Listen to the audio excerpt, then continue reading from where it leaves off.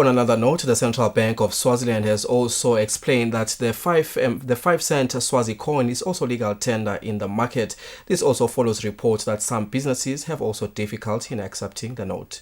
We have a report.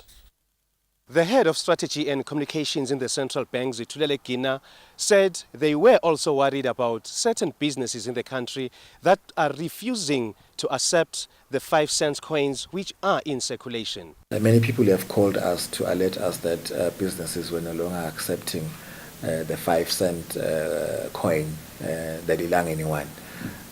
We want to assure the public that the 5-cent coin is still legal tender.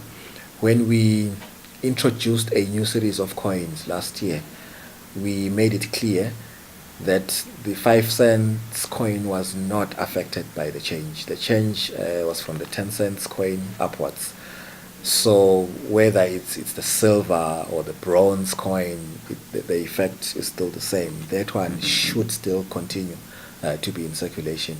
Any business that is refusing to accept that coin is doing so illegally, and we urge people to continue alerting us and telling us the exact name of the business that is not taking the coin, and we promise that we will visit those businesses and engage with them. But if they do not want to respond positively to our call, we will revert to the remedies that we have in law to address the issue. The public is requested to inform the central bank of those businesses that are still refusing to take the 5-cent coins which are in circulation, as they are a legal tender in Swaziland.